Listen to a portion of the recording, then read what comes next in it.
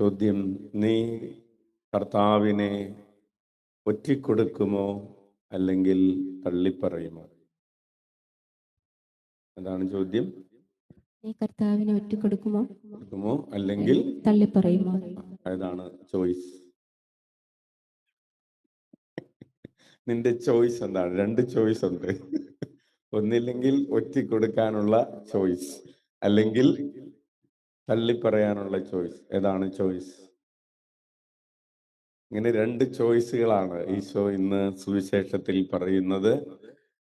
യൂദാസ് രണ്ട് പ്രവചനങ്ങളാണ്. യൂദാസ് ഒറ്റിക്കൊടുക്കുമെന്ന പ്രവചനം, പത്രോസ് തള്ളിപ്പറയും എന്ന പ്രവചനം. പ്രിയപ്പെട്ടവരെ, നമ്മൾ എപ്പോഴാണ് ഈശോയെ ഒറ്റിക്കൊടുക്കുന്നത്? യൂദാസ് എങ്ങനെയാണ് ഈശോയെ ഒറ്റിക്കൊടുത്തത്? യൂദാസിന് മറ്റുള്ളവർ ഈശോയേക്കാൾ പ്രധാനപ്പെട്ടവരായി മാറി. യൂദാസിന് അല്ലെങ്കിൽ പണം ഈശോയേക്കാൾ പ്രധാനപ്പെട്ടതായി മാറി. അങ്ങനെ ഈ യൂദാസ് തന്നെ വിറ്റുകൊണ്ട്, അല്ലെങ്കിൽ ഈശോയെ വിറ്റ് ലോകത്തെ മേടിക്കുകയാണ്.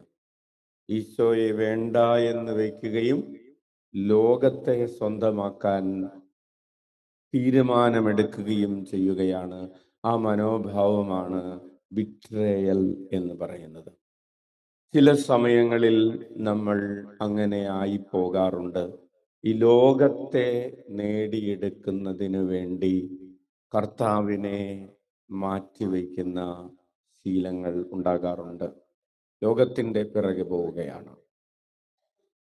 അപ്പോൾ നമ്മൾ ചില സമയങ്ങളിൽ ഈശോയെ ഒറ്റിക്കൊടുക്കുന്നവരാണ്. ഈശോയെ വേണ്ട, ലോകത്തെ മതി.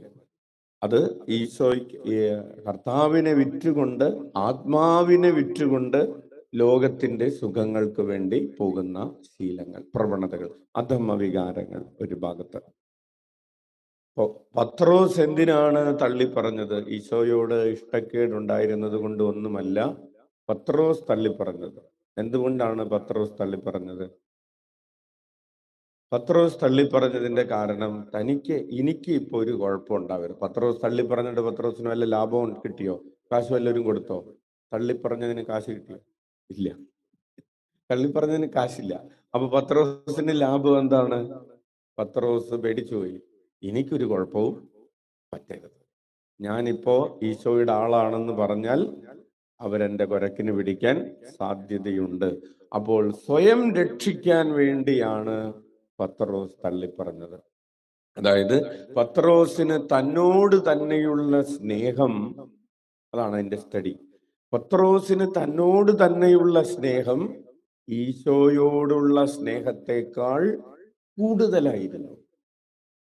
അപ്പോൾ കുറച്ചു നേരത്തേക്ക് ഈശോ നമ്മളെ പരിചയമില്ല, ഈശോ എനിക്ക് അറിഞ്ഞുകൂടാ എന്ന് പറഞ്ഞാലും കുഴപ്പമില്ല, എൻ്റെ തടി കേടാകരുത്, എനിക്ക് കുഴപ്പമൊന്നും ഉണ്ടാകരുത്. ഇതാണ് തള്ളിപ്പറഞ്ഞതിൻ്റെ മനോഭാവം. സ്വയം രക്ഷിക്കാൻ വേണ്ടി, മറ്റേത് ലോകത്തെ നേടിയെടുക്കാൻ വേണ്ടിയിട്ട്. പ്രിയപ്പെട്ടവരെ, ഇന്ന് നമ്മൾ ദിവ്യബലിക്ക് തൊട്ട് മുമ്പ് ഒരു രക്തസാക്ഷിയുടെ ചരിത്രം വായിച്ചു. ഈശോയിൽ വിശ്വസിക്കുന്നതാണ് ഒരാളാണ്. ഈശോയെ തള്ളിപ്പറയണമെന്ന് പറഞ്ഞ് അദ്ദേഹത്തിന്റെ നഖങ്ങൾ വലിച്ചെടുക്കുന്നു. അതിനുശേഷം നമുക്കറിയാം, നമ്മളുടെ നഖത്തിന് തൊട്ട് താഴെയുള്ള ടിഷ്യൂസ് എന്ന് പറയുന്നത് വളരെ സോഫ്റ്റ് ആണ്. അവിടെ ഒരു ചെറിയ ഒരു മണലിരുന്നാൽ തന്നെ നമുക്ക് സഹിക്കില്ല. അപ്പൊ അവിടെയാണ് മുള്ളുകൾ അടിച്ചു കയറ്റുന്നത്. അതിനുശേഷം വയറ്റില് ഒരു വലിയ കുറ്റി അടിച്ച് കയറ്റി ആ മനുഷ്യനെ കൊല്ലുന്ന ചരിത്രം.